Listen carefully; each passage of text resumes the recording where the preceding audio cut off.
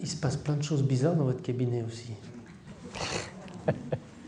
Plein de choses bizarres qu'il ne faut pas pousser quand même. Non, mais la première fois qu'on s'est rencontrés, justement, vous m'avez raconté, à la fois un peu surpris aussi, de découvrir que des phénomènes que vous constatiez dans votre cabinet se produisaient. Est-ce que vous voulez nous en parler un petit peu? Qu'est-ce qui se passe en fait? Un petit peu, mais du bout des lèvres. Mais on est à l'INRES quand même, on n'est pas... On est à l'INRES quand même. Hein. Et ça, je vais vous parler de quelque chose, j'en ai jamais parlé en public. Jamais, jamais. C'est ça qui me stressait aujourd'hui. Hein, de parler de quelque chose dont j'ai jamais parlé. C'est la première fois. Et je crois même hein, qu'on est en train d'élaborer un travail hein, qu'on va peut-être monter de façon plus structurée autour de ce dont je vais vous parler. Je ne savais pas que ça avait un nom.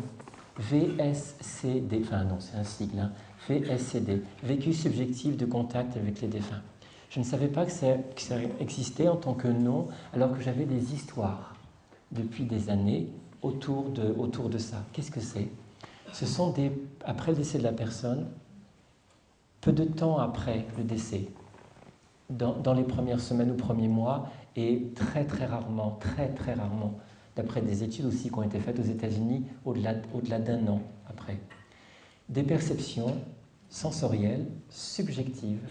Donc le mot veut bien dire que ça n'atteste pas, ça n'affirme pas la réalité du contact, mais ça n'infirme pas la réalité de ce contact, où des gens disent « j'ai perçu » soit une présence indéniable, quelque chose qui est d'une présence extrêmement forte de la personne que j'ai perdue, ça c'est le plus souvent. Il y a aussi, c'est assez rare, hein, n'en faites pas une généralité, c'est assez rare, mais ça survient. J'ai entendu une voix, soit une voix qui est extérieure, soit une voix intérieure qui commente, et de façon incontestable pour la personne, il s'agit de la voix de la personne disparue. Troisièmement, il peut y avoir des odeurs d'eau toilette dans la voiture, alors qu'il n'y a pas d'eau toilette à proximité. Il peut y avoir aussi des perceptions visuelles, ou visuelles très partielles, soit très floues, soit, il y a eu un exemple, une dame m'a autorisé d'en parler, je vais téléphoner à une patiente qui m'a autorisé à en parler, d'une présence tellement visuelle, dense, proche d'elle, peu de temps après le suicide de son compagnon. Donc visuelle, olfactive, auditive, tactile, l'impression d'un contact qui est là.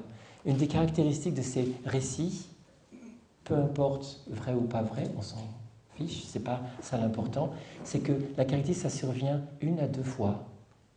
C'est toujours très bref, quelques secondes à quelques minutes, et c'est toujours dans l'immense... Moi, j'ai jamais entendu de vécu négatif de ça.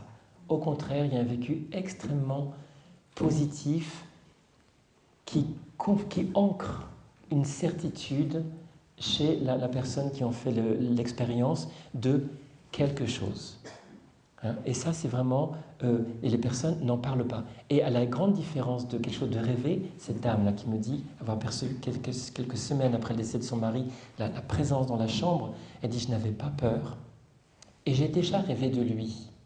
Donc je sais très bien que la perception de lui onirique dans un rêve n'avait strictement rien à voir avec la perception de lui telle que je l'ai eue en réalité. Cette dame-là n'est pas du tout farfelue, c'est une directrice d'école, et tous les gens qui me confient des témoignages, parfois à demi-mot parce qu'ils ont peur, ils s'adressent à un psychiatre et ils ont peur que... Hein, mais quand on regarde, il n'y a pas les critères d'hallucination. Une hallucination, ça survient dans un contexte bien spécifique, il y a une détérioration psychique en lien avec ça, un processus psychotique ou quelque chose, et là, il n'y a rien du tout si ce n'est cette histoire, survenant ponctuellement et souvent sans suite.